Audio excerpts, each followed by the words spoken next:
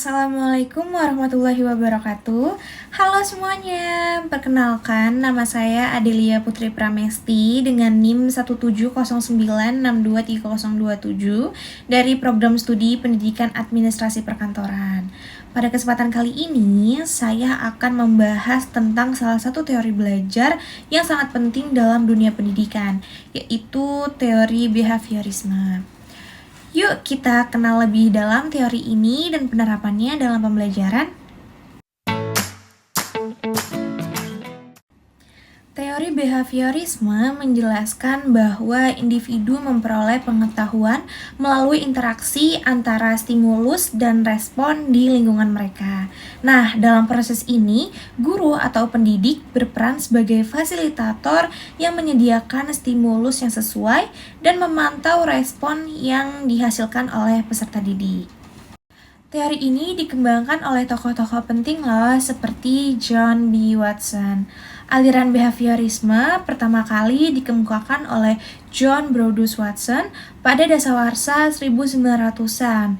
Watson dikenal sebagai bapak behaviorisme. Ia percaya bahwa semua perilaku dapat dijelaskan melalui hubungan antara stimulus dan respons. Ia juga menekankan pentingnya pengamatan langsung terhadap perilaku yang tampak, bukan pikiran atau perasaan. Tokoh selanjutnya yaitu Ivan Pavlov. Pavlov mengembangkan konsep classical conditioning atau pengkondisian klasik. Dalam eksperimennya dengan seekor anjing, ia menunjukkan bagaimana stimulus netral atau bunyi bel dapat diasosiasikan dengan respon alami, yaitu dengan mengeluarkan air liur melalui pengulangan. Nah, eksperimen Ivan Pavlov ini bertujuan untuk menunjukkan bagaimana perilaku atau respon alami dapat dipengaruhi oleh rangsangan yang awalnya tidak memiliki kaitan dengan respons tersebut. Tokoh selanjutnya yaitu B.F. Skinner atau Burrhus Frederick Skinner adalah tokoh behaviorisme di Amerika Serikat. Skinner memperkenalkan konsep operant conditioning atau pengkondisian operan. Ia menekankan bahwa perilaku dapat diperkuat atau dihentikan dengan memberikan penguatan atau reward dan juga hukuman atau punishment. Nah, selanjutnya di sini terdapat prinsip-prinsip dasar teori behaviorisme. Yang pertama yaitu stimulus dan respons.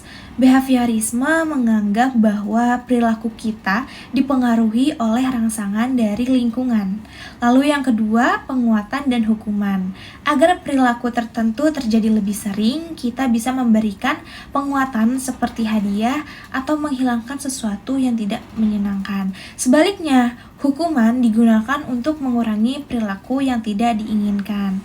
Lalu yang ketiga, asosiasi. Nah, perilaku dipelajari melalui asosiasi antara stimulus dan respons. Proses ini dapat melibatkan pembiasaan atau pengkondisian seperti yang dijelaskan oleh Pavlov dalam eksperimennya. Dan yang keempat, yaitu pengamatan dan pengulangan.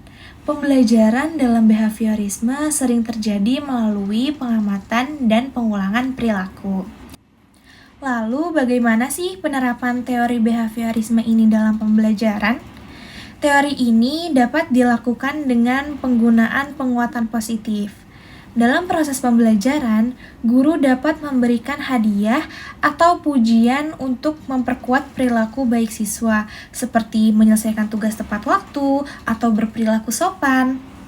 Nah, misalnya di kelas, seorang guru memberi penghargaan berupa stiker atau poin untuk siswa yang aktif berpartisipasi dalam diskusi atau menyelesaikan PR. Ini dapat menguatkan perilaku positif dan meningkatkan motivasi belajar siswa sendiri loh. Kemudian, terdapat teknik atau strategi yang dapat digunakan untuk mengimplementasikan teori tersebut secara efektif, yaitu dengan melakukan pengkondisian operan. Guru dapat memberikan penguatan positif setiap kali siswa melakukan perilaku yang diinginkan. Dan jika ada perilaku yang tidak diinginkan seperti mengganggu di kelas, Hukuman bisa diberikan dalam bentuk pengurangan waktu bermain atau tugas tambahan untuk mengurangi perilaku tersebut. Namun, teori behaviorisme ini juga memiliki kelebihan dan kekurangan loh. Kelebihannya itu, yang pertama membantu siswa lebih terarah karena pembelajarannya yang terstruktur. Jadi pembelajaran dengan teori behaviorisme ini lebih terstruktur dan fokus pada pengulangan yang membantu siswa menguasai materi dengan lebih baik. Yang kedua, hasil belajar mudah dievaluasi melalui tes atau observasi. Jadi pencapaian siswa mudah dievaluasi melalui tes atau pengamatan perilaku sehingga memberikan gambaran yang jelas tentang kemajuan belajar siswa. Dan yang ketiga, meningkatkan motivasi siswa dengan penguatan positif. Penggunaan hadiah atau penghargaan ini dapat meningkatkan motivasi siswa untuk belajar. Nah, di samping kelebihan itu, juga terdapat kekurangan dari teori ini. Yang pertama, siswa cenderung kurang aktif dalam berpikir kritis. Fokus utama pada pengulangan dan respon ini dapat membuat siswa pasif dan tidak mengembangkan keterampilan berpikir kritis. Yang kedua, tidak mempertimbangkan faktor internal. Jadi teori behaviorisme ini kurang memperhatikan faktor psikologis atau emosi siswa yang mempengaruhi proses belajar. Dan yang ketiga, kurang mendukung kreativitas siswa.